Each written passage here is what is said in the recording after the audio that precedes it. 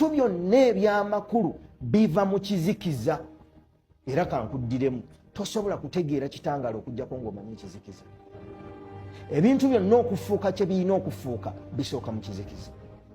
Omwana okusobola okujja ku nsi omulabe nga mwana ava mu kizikiza.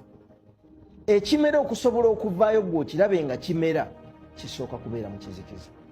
Ebintu byonna eby'amaanyi era ebikulu bisooka kubeera mu mbeera etalabika, oluvannyuma ne biryoka bijja mu mbeera erabika. Ekibuuzo, omulembe gwaffe gutonzeewo abantu abaagala okufuna amangu nga tebalina kye bakoze, naye oli mweteefuteefu okwaŋŋanga ekizikiza ky'ekyo ky'onoonya oba ky'oyagala.